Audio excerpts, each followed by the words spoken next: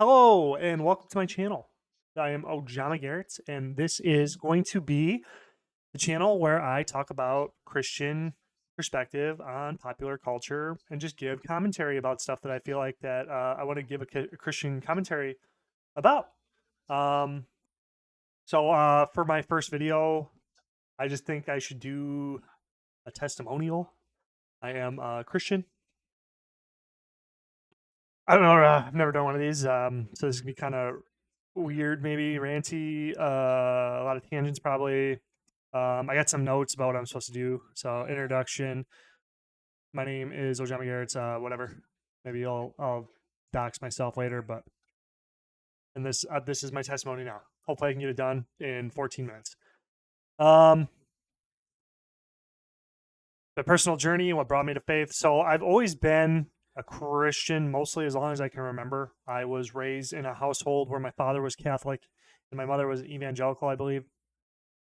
So since early Christianhood, I was raised in a stricter Christian household from early age, where I wasn't allowed to watch like Harry Potter or participate in a lot of worldly things.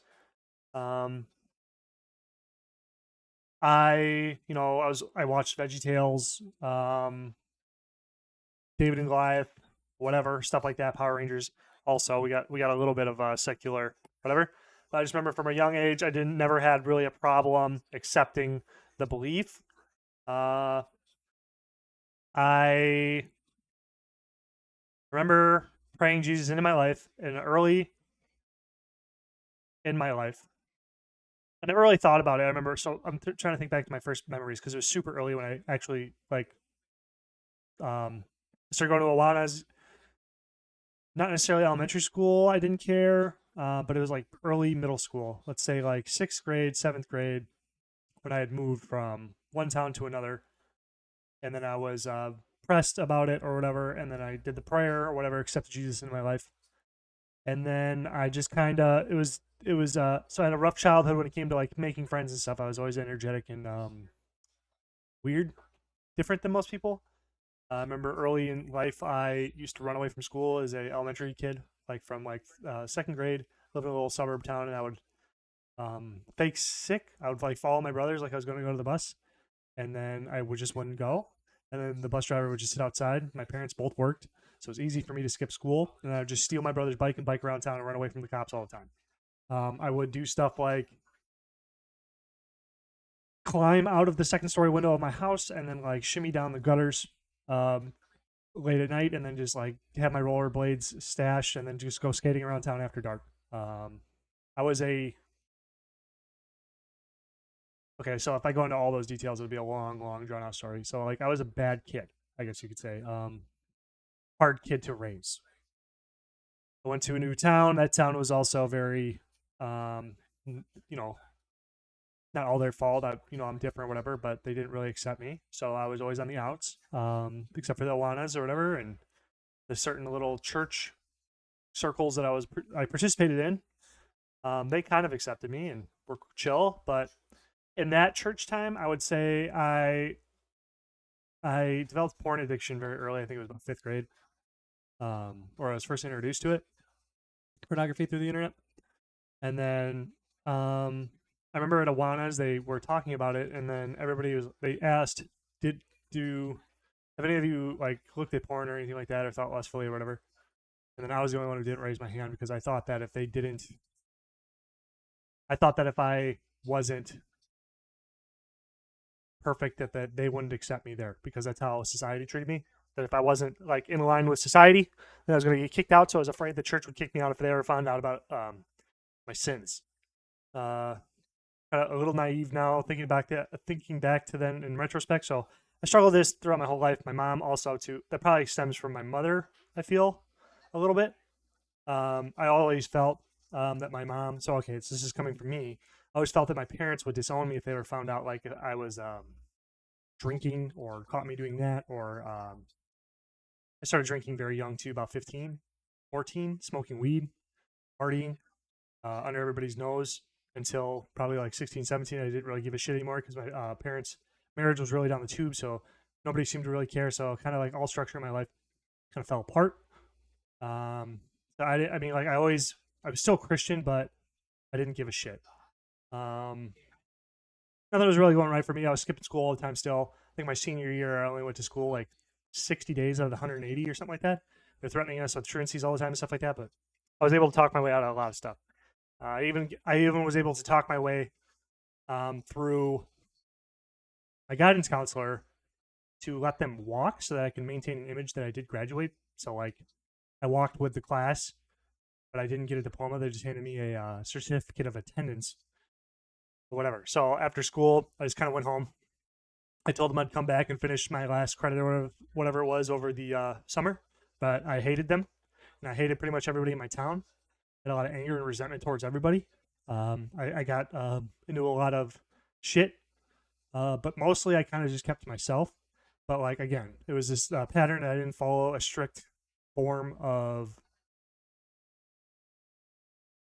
the mold, and or by guilt by association. That was also another thing I got in trouble, or I felt was against me, and I just kind of felt like I never belonged anywhere.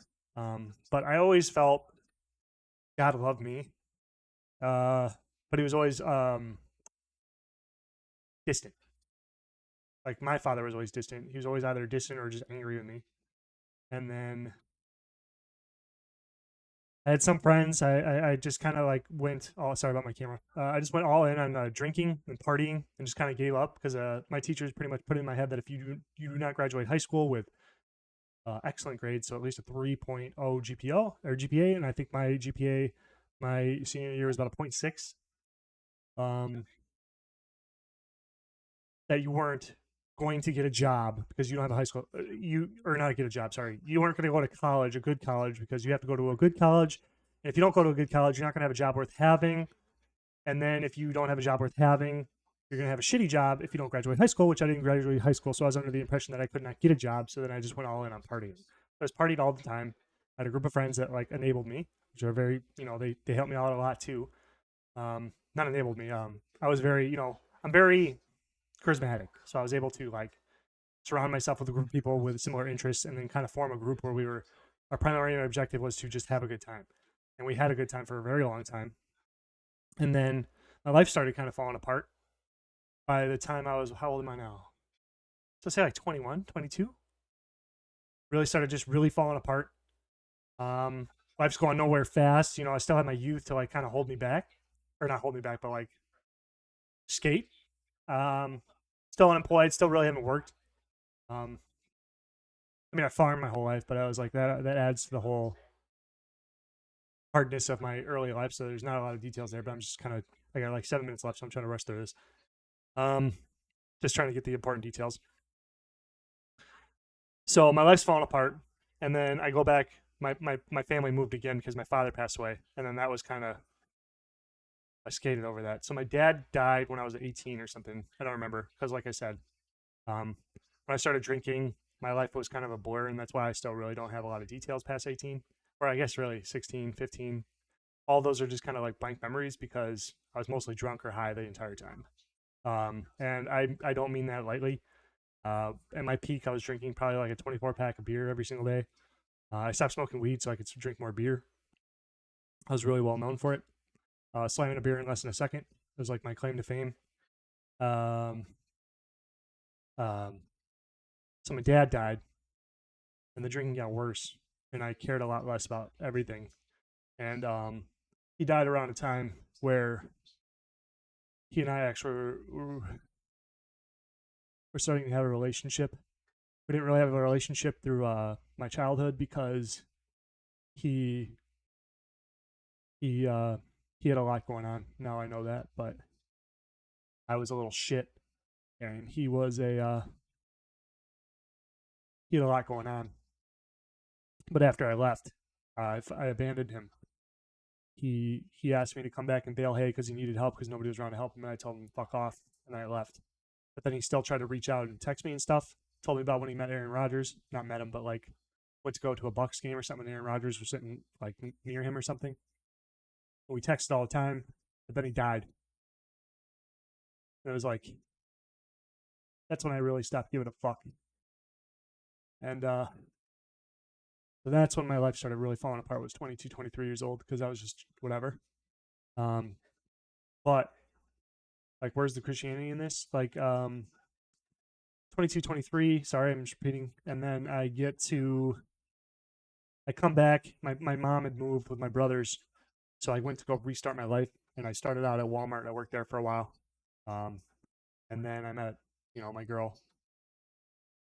But then, I had trouble with girls my entire life too, and one day I just said, God, I'm sick of this shit. What am I doing wrong? I need to turn my life around. And then I found a church on the internet called Jimmy Evans Marriage Today, and then I got obsessed with the content. And I studied and I studied and I studied and I studied what it meant to be, like a husband, and how to like act, and like, his entire church is amazing. And the more and more I took Christianity seriously, the more I like applied biblical principles and like read the Bible, sat through sermons, just really grounded it out, checked myself every day, the better my life got tremendously. Because now I'm 7 years deep, about to be 8 years next year in my relationship, and I own a house now. I have a beautiful family. We're struggling, but we're getting by. My life is worth living now, when it wasn't. And that was personally, I believe, thanks to Jesus Christ and Christianity. And then the other thing I would comment on about it is that when I think back to my life, there's a infinite number of situations where I should have maybe died or whatever. And I'm sure like people around me maybe have stories of some crazy shit I did, because there's a lot of stories of a lot of crazy shit I've done.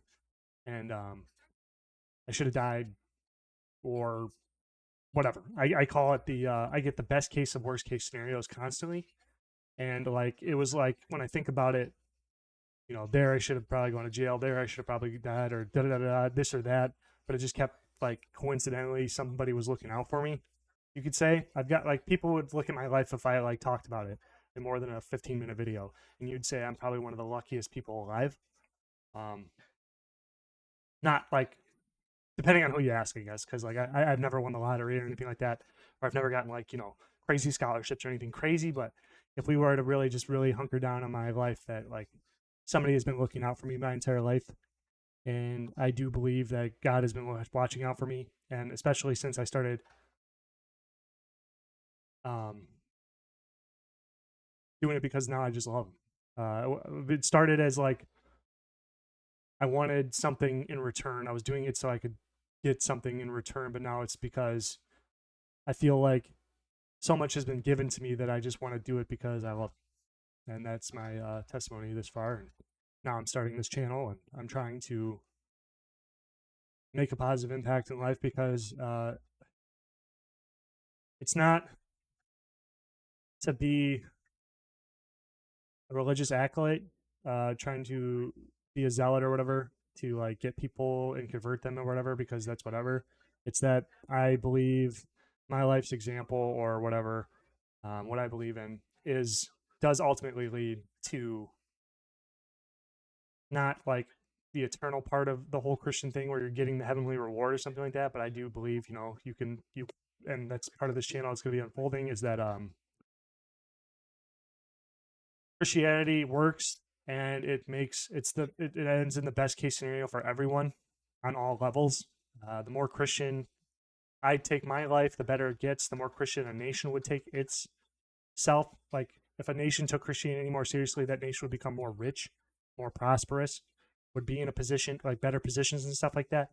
And that's kind of like the perspective I want to bring to the world, and that's primarily what I want to do for this channel, and that's part of my testimony too. And that's, I don't know, I don't